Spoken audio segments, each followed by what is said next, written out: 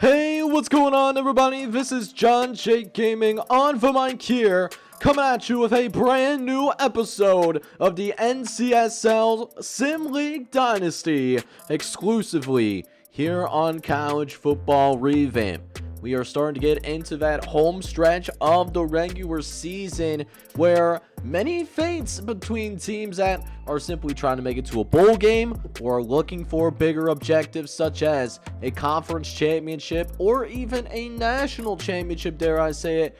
Those types of things start to get shaped out here in November, in the months of December as well. So we got some great content for you guys here in this episode. We're going to look at teams like North Carolina. How do they bounce back after a tough loss, as well as maybe some other teams that might be flying just a little bit under the radar right now. Teams like Navy, teams also such as Tennessee. Do they get back to 500? Texas Tech, we'll see them on the docket today.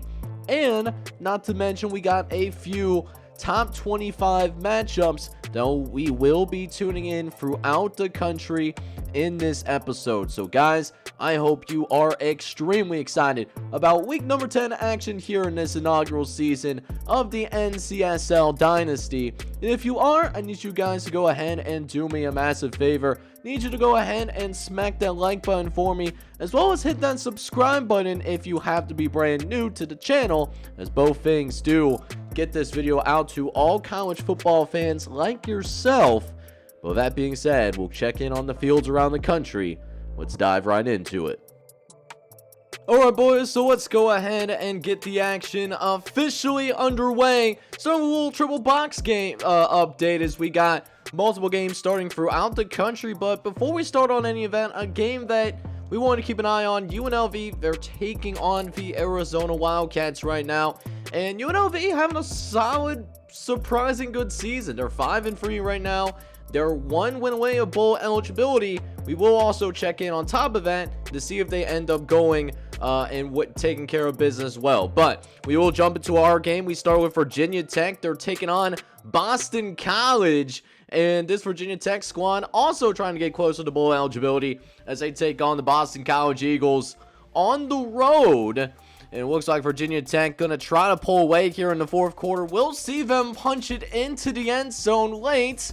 So Virginia Tech looking good here in the final quarter, and they don't even need to score on this final play, but they will anyway. Virginia Tech scores, final play of the game. They end up winning pretty convincingly, winning 34-7 as they really took off in that fourth quarter, and that was indeed the ultimate difference. Meanwhile, we have Boise State taking on the Utah Utes here at home in Boise, Idaho. This Boise State squad coming in 6-2 over the course of this season, getting pretty close to being a ranked team potentially. That would be something interesting to see. That is even with their shortcomings on special teams.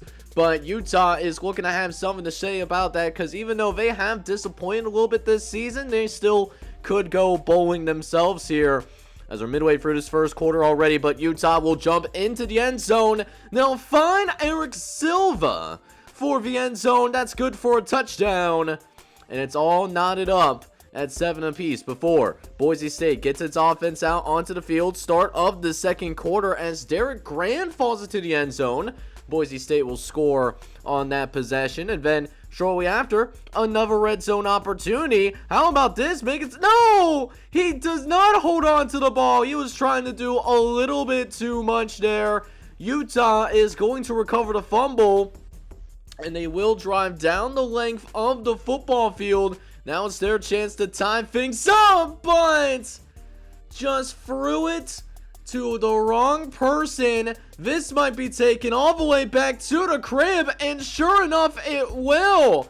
Touchdown, Boise State, and the Broncos with a 21-7 lead here. Just a costly mistake by the Utah Utes. They will get back down here in the red zone one more time before we go into halftime. But definitely behind the 8 ball right now, as we still have the same score going into that final quarter of action. We'll see if Boise State can hold on, and get to 7-2 here on the season. As we cut to a 3rd and goal, they're going to run it out over to the right-hand side. He breaks a tackle, and Jeremy Steffens finds his way into the end zone. Touchdown, Utes. So just a field goal game, and Boise State, they can't shut the door. So there was a chance here for Utah to come out, win this game on the final drive. But it does not happen here in Boise State. They will hang on to win, winning by a final score of 23-17 to continue the winning streak. Now, we got North Carolina taking on NC State, and this North Carolina team previously was ranked in the top 25, but that's not the case anymore. Tough loss last week. They're going to try to rebound against North Carolina State, one of their rivals who has just been down horrendous this year. 1-6 is their record. The Wolfpack not really playing for much more other than pride. We'll see if North Carolina State can make this remotely competitive of a game. But we cut to the second quarter, and it's already starting to get a little bit ugly here. North Carolina, they'll get the field goal up. It will be good. So it's already 20-0 in favor of the Tar Heels. And they'll kick one more field goal before we go into halftime. And yeah, 23-0 ends up being your halftime score. Tar Heels really opening up in the second half as well.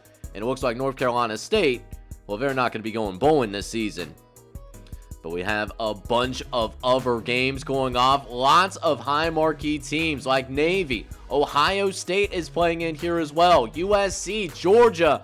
And we also have one of the possible games of the week, Michigan State and Michigan. That'll be towards the end of the 3:30 state. But first, we'll check in on Navy taking on the Fighting Irish. They are no longer ranked in the top 25 after being decimated by the USC Trojans in their annual rivalry game. And speaking of top 25 teams, we do get a studio update for the Baylor Bears, who barely hang on and beat UTEP 31-28. Baylor is now 7-1. Meanwhile, coming back to our game late in the first quarter, Notre Dame got a chance to tie as Ed Turner. He's going to try to scramble into the end zone, and he's going to be in. Touchdown, Fighting Irish. And we got ourselves a tied ball game, but not before we get yet another studio update.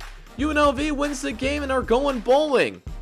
So we'll see if Notre Dame can follow suit and get themselves to bowl eligibility while pulling the upset on the number 16 Navy squad, as I thought Kyle Walker really had a real opportunity to get into the end zone on that particular play. Did not do that. So it's going to be a fresh set of downs for the midshipmen as they'll dump it off over to the left-hand side. It's got the tailback out of the backfield. That's Lorenzo Bell, who makes his very first catch of the game. And this triple option really being ran to beauty as Kyle Walker, he's going to find his way into the end zone, and they will retake the lead, and they'll look to extend that lead as well as another red zone opportunity coming up for the midshipmen. Kyle Walker, he's going to throw the ball downfield, pick up a gain of 8, and it makes it a much more manageable third down where Walker throws again, finds his man, and just found that soft spot in defense as Joseph Graves with a little 6-yard reception there, as it's now 2nd and goal, going over to the left-hand side, and Lorenzo Ball finds the end zone again. Touchdown, Navy. And before we go into halftime, we get another studio update, a close one in Colorado Springs. Meanwhile, in the second half, it is still a close one, a game in which could really still go in either direction, but Navy tries to open it up here in that third quarter of action. They'll have a short touchdown from the fullback, I'm sure not the expert. Gonna be real excited about that somewhere, wherever he is. Seeing those fullback touchdowns, you love to see it. But Notre Dame, they don't blink an inch. They'll cut it to a one-score game. And speaking of one-score games, we might have a potential upset on our hands. Oregon down by 7 against Nevada. That would be a shocker. However, Notre Dame looking to keep it a one-score game. They need this stop late in the fourth quarter. And Kyle Walker, he's getting loose and nearly scores. A 20-yard rush that almost puts Kyle Walker over 100 yards on the day. Although he will be unselfish, get the toss out to Joseph Graves, and Navy really in a good spot to put this game away once and for all, especially if Notre Dame can't find the end zone on this drive. Looking over to the right hand side, and it's going to be intercepted down the sideline. Ed Turner not giving up on the play, trying to get a fumble, did not get that. So we'll confirm that Navy and Notre Dame score in a minute, but we have some breaking news out in the Northwest. Down goes the number 2 ranked Oregon Ducks. Nevada is going to beat them, and then Colorado State, they beat Arizona State as well, 38-28. They get back to 500 on the year, and sure enough, Navy handles its business. They beat Notre Dame, 38-28 being your final score.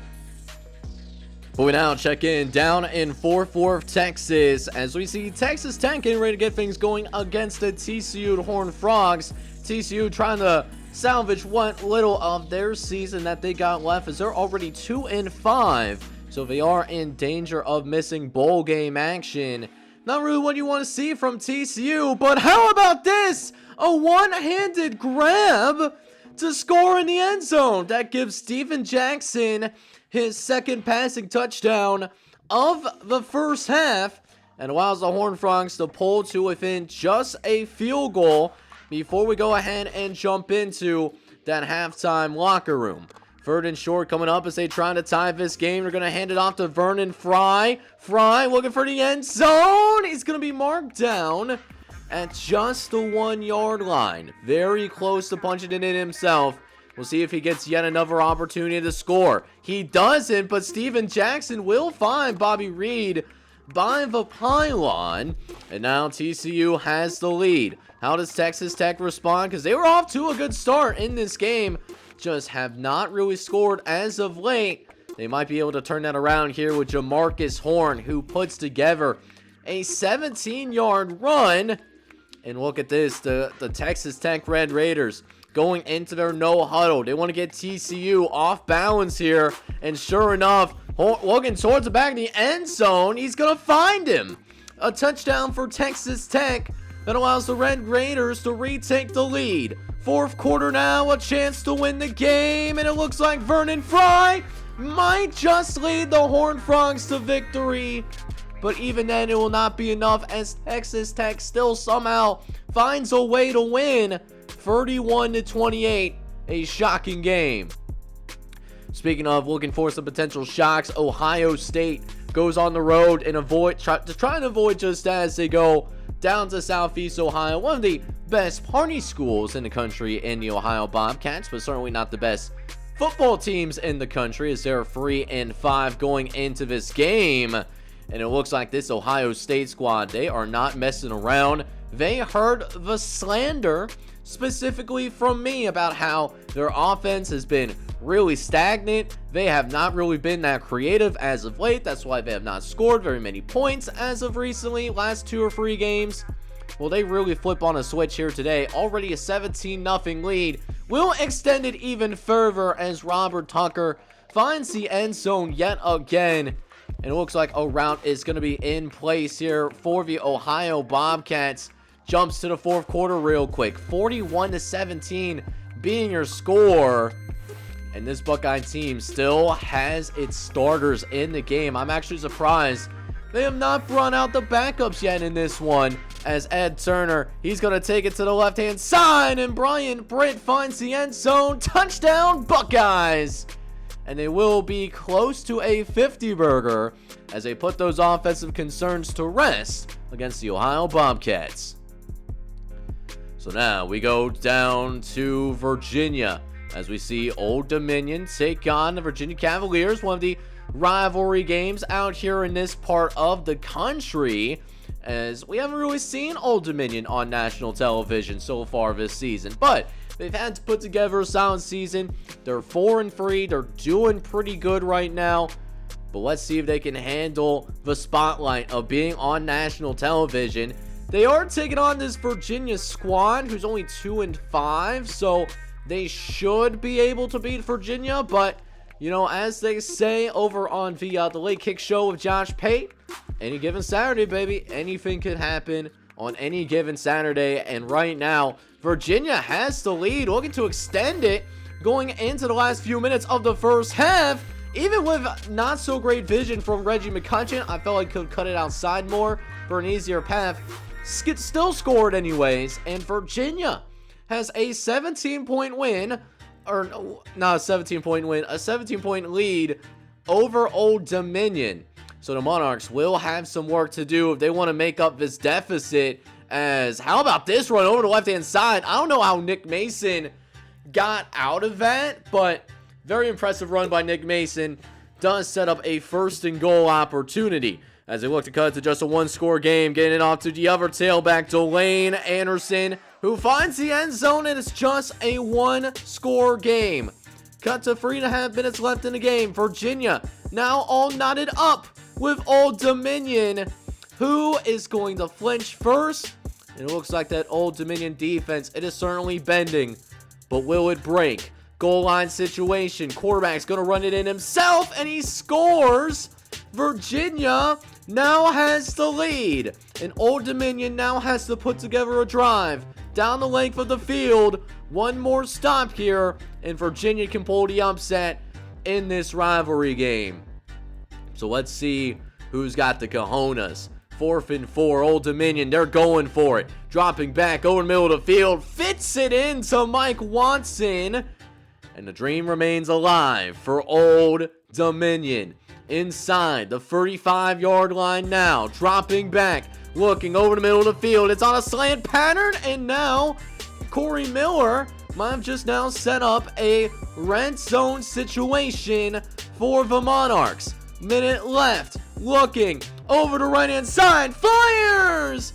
Corey Miller is gonna score! Touchdown, Monarchs! And it's a tied ball game, but Virginia has one last shot at the football. And you know why I show special teams? Well, something special is about to go down as Old Dominion forces the fumble, and it's recovered by the Monarchs. So all they gotta do now, hit this field goal, it's up, and it's good!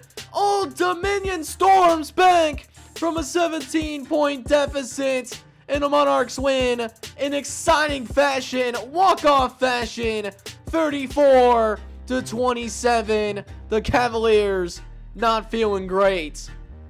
But now we have a rumble in the jungle as we have our neutral site game here in Jacksonville, Florida.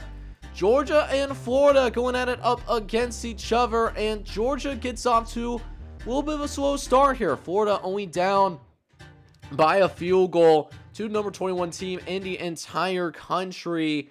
And even with that field goal, it's all knotted up. We'll see if Georgia can wake up a little bit here, as we might be starting to see that now with Williams running it into the end zone. And it helps Georgia get on a 17-0 run ever since Florida did tie it up earlier in the second quarter. So these Bulldog squad carrying all the momentum right now, but Florida not giving up on this season. They must win this game if they want to remain in that bowl picture. Otherwise, as far as they're concerned, season is going to be over if they don't win today. Georgia's going to go ahead, kick the field goal. It's up in the air, and it will be good. Allows Georgia to, make this a little bit bigger of a deficit, a 13-point lead. But here comes the Gators, a chance to take the lead themselves, and sure enough, Matt Smith does. Florida's got the lead going into the final quarter. Can Georgia hang on and beat the Florida Gators so that they can remain in the top 25? A couple of field goals will help them accomplish that, and the Gators cannot move down the field any more times. So Georgia does hang on and win on the neutral side field, 29-24. Meanwhile, we go all the way across the country to check in on USC, going on the road to take on the Fresno State Bulldogs. And Fresno State, they were a team that actually played a really competitive game against Michigan before the Wolverines did pull away and win in that second half. So I'm really interested to see how this game goes, but USC is not messing around with anybody here today. They already got A 23-0 lead, and they will make it 30-0. This Fresno State squad absolutely just was shell-shocked. They were bamboozled. They had no idea what to do, as USC actually makes it look easy getting a win on the road, winning by 26 points to show why they're a great team. But now here's that top 25 game that I was talking about. Michigan State taking on the Michigan Wolverines. Michigan ranked number 14 in the country, while Michigan State, they're ranked number 18 in the nation. This game also has very high expectations in terms of whoever wins this game will maybe not necessarily control the division. They won't quench the division here today, but they will be able to control their own destiny in the Hoosier division within the Big Ten Conference. And it looks like Michigan is going to draw that first blood, as Mike Williams, he's going to run into the end zone by himself, gets the scoring started for the Wolverines. But that will not be the only scoring that takes place on this field down here in the Big House, as Michigan's offensive line, how about moving some bodies for the highest rated player in this Dynasty file. John Blair, he is a 99 overall. He is actually the only 99 overall in this NCAA Dynasty, at least as of right now. But that being said, Michigan does have a 14-0 lead. They're able to drive downfield yet again. Don't get that touchdown that they're looking for, but they do extend this lead to a 17-0 affair. Meanwhile, few drives later, we got Mike Williams loose again, breaks through 3 tackles, and now he's gonna be gone like a girl in a country song. Touchdown, Mike Williams. You think this Michigan team wants to win it all? I think they might have what it takes, because Michigan State, they came in, they beat Ohio State. Like, that 6-1's got some meat. It's got some substance behind that 6-1 record. And the Wolverines are just absolutely embarrassing him right now. This is to make it a 30-0 lead. And Maurice Hall does that. He scores again for the Wolverines. But the Stars are still on the field, and they're really looking to put a dagger early on as Mike Williams finds the end zone yet again. It's another touchdown for the Wolverines. Up 38-0. And this Michigan State squad, they don't know what to do right now. They are just absolutely being killed out there, getting dominated in the trenches. But Sam Jackson will get one good play in. They'll find Eggert for a 24-yard gain. It goes for a first down. And maybe the Spartans can use this as a means to get a drive going. But trying to throw towards the right-hand side, looking for the end zone. But it's going to be picked off. It will be intercepted, and Michigan will be taking home the Paul Bunyan Trophy this season. They beat Michigan State 55-21 in a tough one to watch.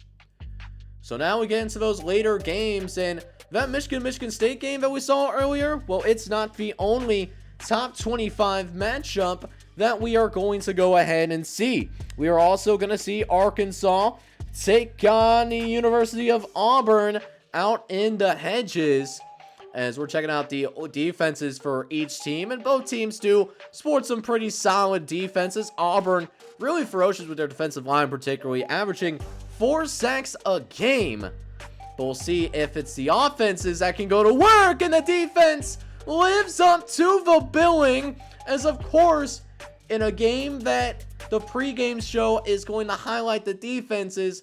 Cornelius Bennett, who's a defensive back, he scores the first points for the Arkansas Razorbacks. So they'll take a 7-0 lead early on in this game, but it might be not just one defensive touchdown. Oh no, there's going to be 2 defensive touchdowns in the first 2 plays of the game.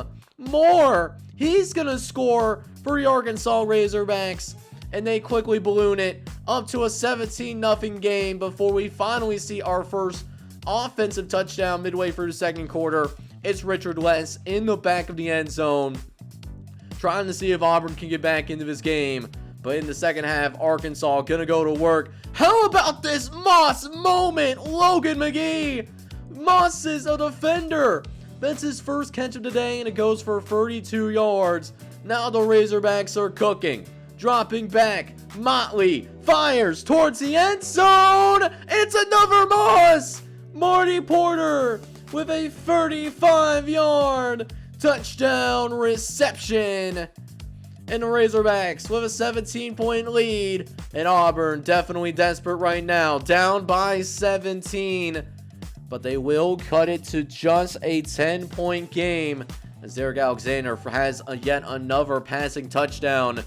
But they need yet another score. Alexander trying to scramble, gets pelts up, and actually loses a couple of yards. Isaac Fontaine responsible for bringing him down. And now it's 4th and 4. Alexander needs his first down, but his offensive line runs out of time. There's a fumble. Not sure if it's recovered by the Razorbacks or not, but either way, Arkansas takes over. And just to make sure that they can't come back, Marty Porter scores yet again. And the Razorbacks make a statement in conference play. They win 31-14 as Arkansas reinforces themselves within the Dixie Division as it helps them try to chase down the Ole Miss Rebels. So we get into much later games in this episode, two of which are featuring ranked squads, Missouri and Texas A&M. Most notably, both former Big 12 and current SEC squads in real life. But Iowa State, very good football team as well. They're 5-2, but they are not ranked in the top 25 yet. Will this be a coming out party for them? And maybe it is. 16-0 lead for the Cyclones, and they are showing a hurricane to the Missouri Tigers as Iowa State with a 23-0 lead and a chance to make it an even bigger lead. Going with the option. Quarterback's gonna run, break some tackles, and another score. Another score for the Iowa State Cyclones. Sims responsible for finding the end zone. And Iowa State never made this a contest. They blow out the 23rd ranked Missouri Tigers 47-21. So with that being said, can Texas A&M, can they avoid the same fate as they're another top 25 team that's going on the road and taking on a Texas Longhorns team who's coming off of an exciting win against the TCU Horned Frogs. Not a good team, but you know, it's good to get that confidence a little bit. You're always feeling more confident after a win than maybe you are after a L, right? So Texas does have the lead against Texas A&M, a very low-scoring defensive struggle here thus far, but it looks like Texas does want to extend the lead. We'll see if they can punch it in here on this 2nd and goal as they look to throw early. Finds Jason Powell on the slant pattern. And that'll give Adam Allen yet another touchdown. So Texas up 14-6 as they look to build momentum before going to this halftime locker room. Getting into the last 2.5 minutes here of this first half. We'll see if Texas can drive down the length of the field. 1st and 10 and about midfield as Allen looks over the middle of the field, finds his receiver yet again, tries to get back up, but Landon Curtis will be given that forward progress. And now 2nd and 8 coming up. Allen dropping back yet again, looking for some time, throws towards the back of the end zone and throws it late. Throws it too late, so the corner was able to put himself in a perfect spot, and that's going to be intercepted. Texas A&M will settle for a field goal to end the first half of action, and that will be good. But as we're waiting for the second half to start, we get another studio update out west as well. New Mexico and Colorado, as the Buffaloes have a 21-6 lead. They're also searching for a top 25 ranking. Meanwhile, late in that 3rd quarter of action, Texas trying to close the deal against the Texas A&M Aggies, ranked number 8 in the entire country, searching for that first college football playoff appearance in the NCSL era, and Texas looking to try and shut that door on that once and for all. And the Texas Longhorns, they do end up winning 24-9. as that will be the second loss that we see from the Aggies in gameplay. So that's definitely a shocker for sure. 2 upsets happening, as now Georgia State and Georgia Tech, they're going to go to battle with each other. Does have some Deep South Conference implications here, as both are trying to finish strong as we get into this last third of the season. About 4 games left for both teams, but Georgia State is going to score first. And right now, the Battle of Atlanta does favor Georgia State. As I know Georgia Tech is in the Atlanta area, I do know that, but Georgia State also, I believe, is located in Atlanta, Georgia. So this is for inner city bragging rights right there, if that is actually true. And Georgia Tech gonna find the end zone, and Robert Smith ties it up for Georgia Tech. All knotted up at 7 apiece before Georgia State is able to drive down the length of the field. They set up for a field goal. Gives the Georgia State Bulldogs, they got a 10-7 lead. They got a 10-7 lead against Georgia Tech. But we'll see if Georgia State can hang on. Can they hold on and beat these guys?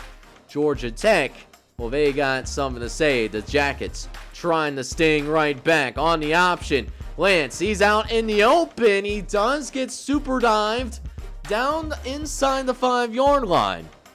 But it looks like Lance Willis wants to do a power run. No!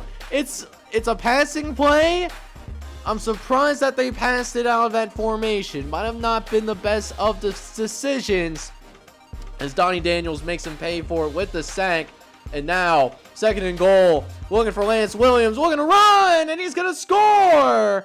Georgia Tech takes the lead as they sting right back against the Georgia State Panthers.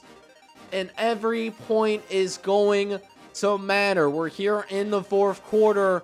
Can still go either way, as the kicker for Georgia Tech comes out once again. Field goal is good, and we'll need some overtime to settle this. But before we check out the overtime highlights, we do get another studio update. It's Colorado hanging on and beating New Mexico. Meanwhile, in the overtime period, Georgia Tech struggles with this particular kick, but still sinks it through. They don't get much going on the offensive drive itself. What they do manage to do is that Georgia State, they had to get points on the board. They missed a field goal late, and Georgia Tech wins this Battle of Atlanta on a last-second field goal. So we only have a couple more games left in this episode, as we got the thumbnail game, and then we also have one of my favorite teams to watch out for. Syracuse taking on Penn State. Syracuse finally getting some respect, ranked number 6, and it's finally showing in choosing to nationally televise the Syracuse Orange, right? That's something that I'm really excited about. But before we check out that top 25 matchup, we got Miami, ranked number 3 in the country. Well, they're actually going to go down early against Florida State. Ryan Jones, the tailback, he's able to leak out of the backfield. He'll score, and Florida State has a 7-0 lead. They're playing at a pretty high level right now, as Lewis Barrett viciously stiffs arms that linebacker. Oh my goodness, was that Derrick Henry like? And here comes the Seminoles. We're going to make this a 2-score game. Jones runs the ball up the middle of the field, and he's going to find a nice little crease there in the middle of the Miami front 7. Makes it a manageable 3rd down. But Lewis wants to finish this drive off, and he will, as he finds Stephen Willis over the middle of the field. Florida State makes it a 14-0 lead.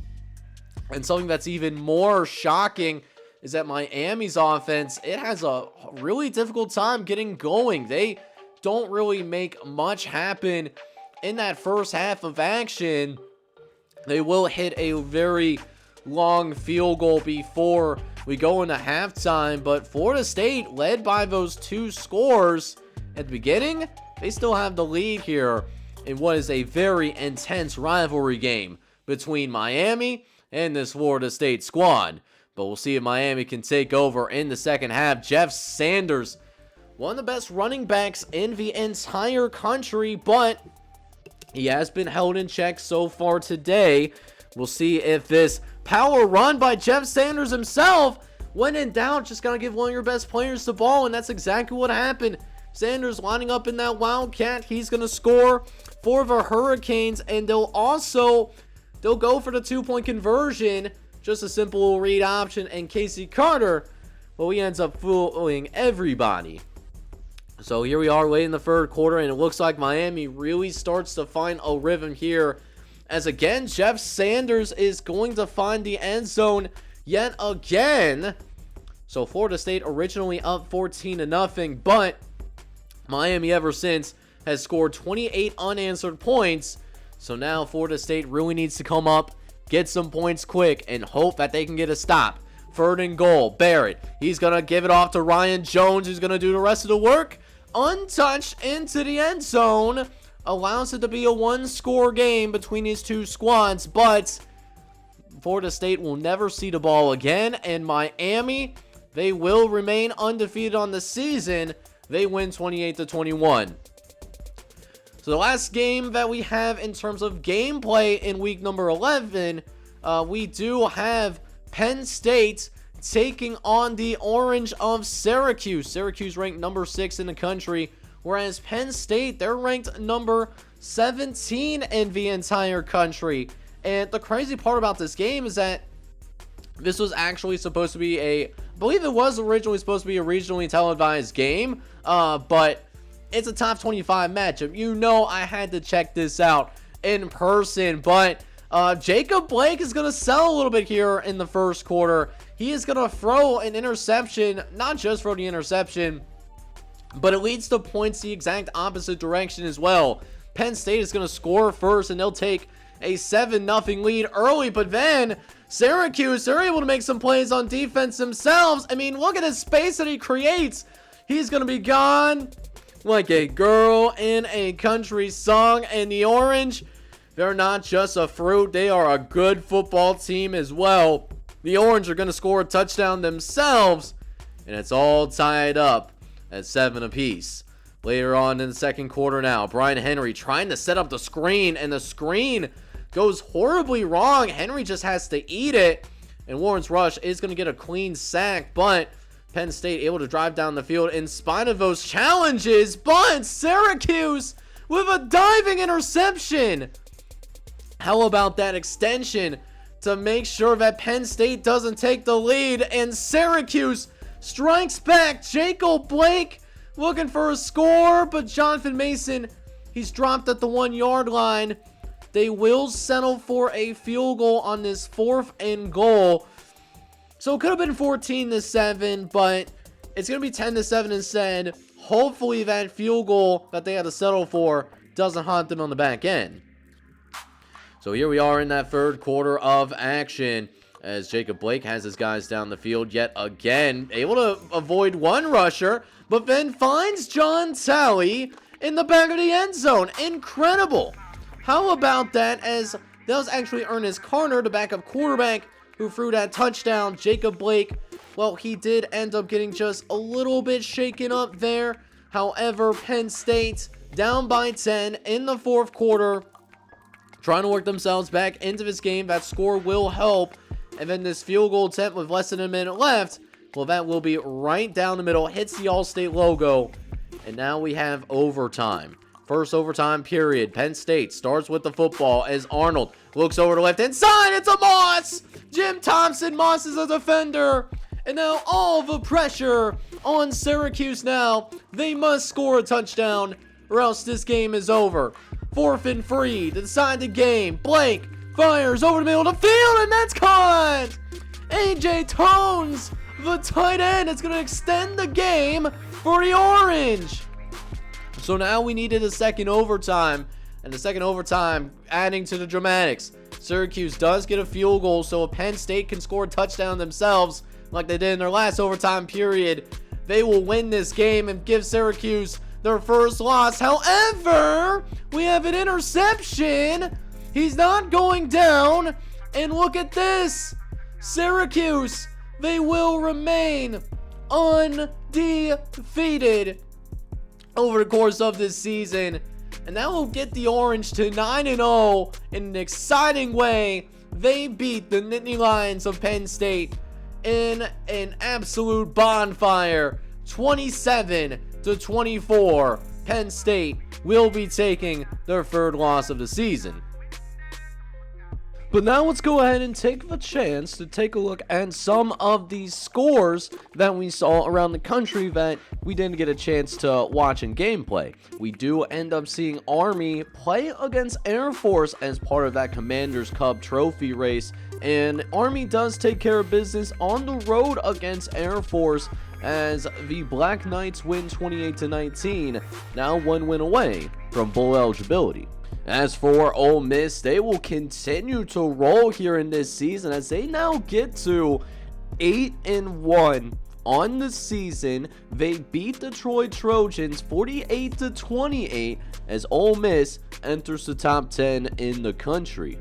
As for the University of Washington, they continue to really roll out west as they take down the San Diego State Aztecs 42-17. Washington also firmly in that college football playoff conversation. Speaking of trying to get into that college football playoff conversation, the Nebraska Cornhuskers trying to do exactly that as they hand Kansas State their second loss of the season. Nebraska winning 35-25 as Nebraska looks to make some major noise on the national level.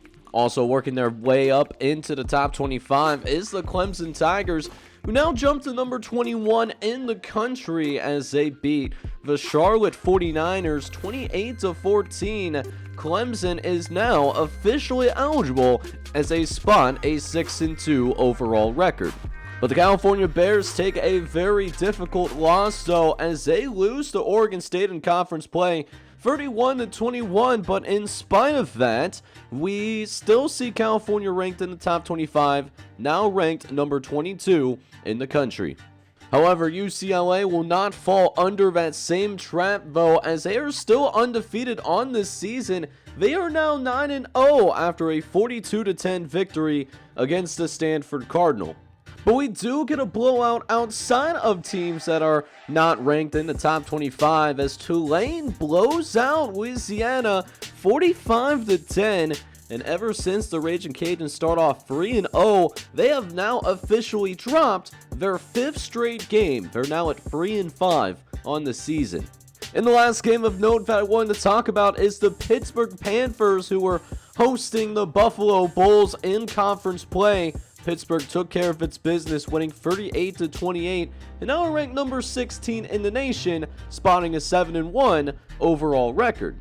So now things get tighter in terms of finding their way into the college football playoff. Who will be the first 8 teams to be part of this NCSL college football playoff at the end of the season? We only have a few weeks left in the regular season, and this is what it's looking like as of right now. UCLA, Miami, and Michigan, they are at the top, but there's a new seat at the table for the Syracuse Orange, who are 9-0, and after their win against Penn State, they're now ranked number 4 in the entire country. Beyond that, we don't see too much movement here in the top 25. We do see a couple of minor movements. Ohio State, Baylor, LSU, they all move up 2 spots, even though LSU happened to be on a bye. And we also see Nebraska move up a couple of spots as well. Arkansas, they took on Auburn in a top 25 matchup, and Arkansas was able to win convincingly by beating Auburn 31-14. They'll have another test against Ole Miss in the next episode. Navy, they move up 4 spots. They're 7-1 now after a 10-point win over Notre Dame. Their option attack was playing well. However, a team trending in the wrong direction is Texas A&M. They lost their second game of the season, and I don't know what's going on with this Texas A&M squad. They play pretty well in simulation, but when we actually see them on the field, they might not be that great of a team as maybe what we expected of them. So that's been an issue for Texas A&M. Oregon losing a surpriser to Nevada. We saw that in a studio update. They get punished heavily for that as they drop 13 spots in the college football playoff poll, but still are hanging tough in the top 25. Meanwhile, Georgia moves up 4 spots after a close win against Florida. Pittsburgh moves up 5 after a win against Buffalo. And of course, we're starting to round out your top 25. Got Minnesota, who moves up 3 spots after the bye. Penn State moves down 4 spots after a tough loss on the road against Syracuse. And then with the last few teams, we got Cal at 21, Clemson at number 22. They're in the college football playoff top 25. And of course, we have Auburn, Army, and the University of Alabama taking that final spot. So it's been some exciting football that we got to witness here in the NCSL here in week number 10. Certainly some program altering games that we saw throughout the country, but we still have a few weeks left here in this regular season. Who has the cojones to make that next step and push to a higher level than what they're accustomed to as a program? Well, we'll get closer to finding that answer in the next episode, as next time out we will have the week 11 action here in the inaugural season of the NCSL. But until then, I hope you guys had a good one. If you did, make sure you go ahead, smack that like button for me. Hit that subscribe button as well if you do have to be brand new to the channel. This is John J Gaming on the mic signing off, but hoping you guys are out there having a good one. Take care, everybody.